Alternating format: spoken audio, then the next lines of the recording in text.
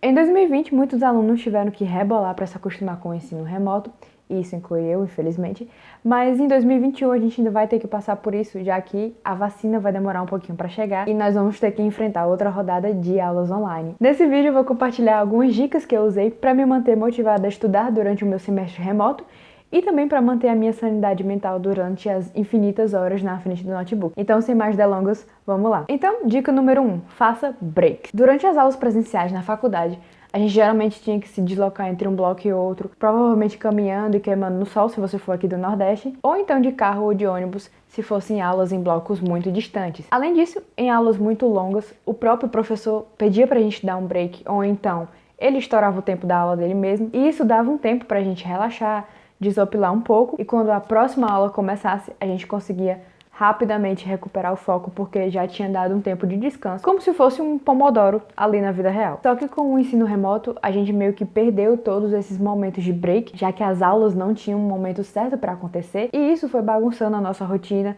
os nossos horários, o nosso dia a dia, e assim ficou muito mais fácil da gente se sobrecarregar. Por isso a primeira dica é, durante o seu dia, faça alguns breaks, principalmente se a aula for assíncrona, se ela não estiver acontecendo ao vivo. Como você pode pausar aquela aula e voltar para aquele ponto quando quiser, é importante que esses breaks sejam feitos assim, bem estrategicamente. Então você aproveita esse intervalo, vai beber uma água, vai fazer um alongamento, vai brincar com seus bichinhos se você tiver algum. E evite ficar na frente das telas, como no celular ou no notebook mesmo, vagando pelo YouTube, porque assim você poupa um pouquinho a sua cabeça. Ok, dica número 2. Anote todos os seus prazos e defina lembretes. Com a grande quantidade de tarefas durante o período remoto, ficou muito mais fácil a gente se esquecer dos prazos. E ficou muito mais fácil da gente se esquecer de algum trabalho e acabar fazendo ele nos 45 do segundo tempo. Isso acontecia durante as aulas presenciais? Claro, sempre, inclusive. Só que com as aulas online, os prazos diminuíram e as atividades aumentaram. Então, perder um prazo ou deixar para fazer um trabalho em cima da hora pode significar um 0 na sua nota. Por isso, em 2020, durante o meu semestre remoto, eu comecei a anotar todos os prazos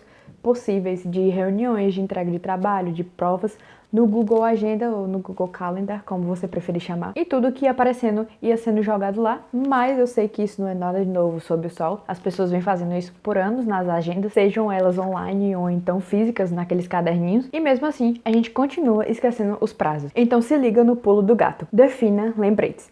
Mas não aqueles lembretes que aparecem meia hora antes do prazo final. Lembretes bem planejados. Então, depois de ouvir um episódio no podcast do Beyond the To-Do List, que eu vou deixar aqui embaixo na descrição, eu comecei a definir meus lembretes de acordo com o tamanho da tarefa que eu ia precisar entregar. Então, para trabalhos muito grandes ou então uma prova que eu sabia que ia ser difícil, eu colocava um lembrete no Google Agenda um mês antes e 15 dias antes, para que naquela época eu já começasse a estudar para aquele assunto. Então vamos para um exemplo. Se eu tivesse uma prova de pediatria no dia 30 de dezembro, Deus me livre, ia ter no meu Google Agenda um lembrete no dia 15 de dezembro e no dia 30 de novembro. Assim, já no dia 30 de novembro, eu ia ter consciência de que um mês depois ia estar chegando uma prova meio difícil e eu ia precisar estudar o quanto antes. Para atividades medianas, eu colocava esse lembrete para só 15 dias antes e para tarefas menores, eu colocava só uma semana antes, e aí vai de acordo com o que você acha que é grande ou que exige muito esforço ou que seja fácil de fazer. Mas claro, por que todo esse esforço? Porque é muito fácil a gente não olhar o nosso calendário todo dia e acabar esquecendo o que a gente tem que fazer daqui a 2 semanas. E definindo esses lembretes, eu mato 2 coelhos numa cajadada só. A minha falta de disciplina para olhar meu calendário todo dia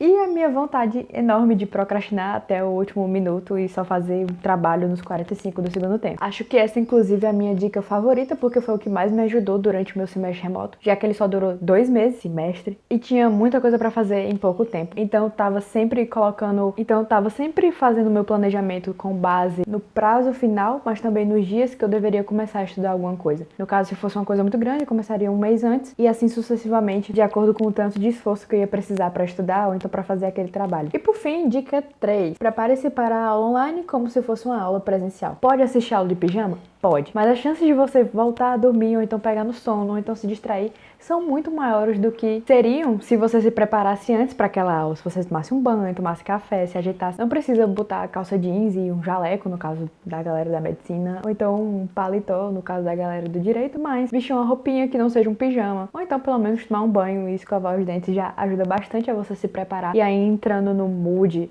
de foco e no mood de concentração. E isso também vai ajudar você a criar uma rotina. Além de se preparar para a aula na questão de se vestir, tomar um banhozinho e nunca assistir a aula deitada na cama como eu já fiz várias vezes e acabei dormindo. Você também pode aproveitar esse momento para dar uma limpada no seu local de estudo, no cantinho onde você assiste suas aulas, já que o caos tende a permanecer no caos. Quando você ajeita sua mesinha, aquele ambiente fica mais propício ao estudo, já que a bagunça também vai ajudar você a se distrair pensando em outras coisas, como na morte da bezerra. As aulas online nesse ano foram uma pedra no sapato de muita gente, mas em 2021 a gente vai precisar sacudir esse sapato e dar um jeito pra gente não se prejudicar mais ainda. Por isso, organização e planejamento são fatores que vão influenciar muito o seu rendimento nos estudos, principalmente se eles forem online. Por isso eu vou deixar aqui em cima uma playlist onde eu separei alguns vídeos sobre organização e produtividade, além de dicas de estudo. Se você quiser assistir, é só clicar. E é isso, gente. Esse é o último vídeo do ano. Obrigado a todos que se inscreveram no canal e a todos que assistiram os meus vídeos. Eu fico muito feliz de estar aqui ajudando com um pouco que eu sei. E é isso. Eu vejo vocês ano que vem.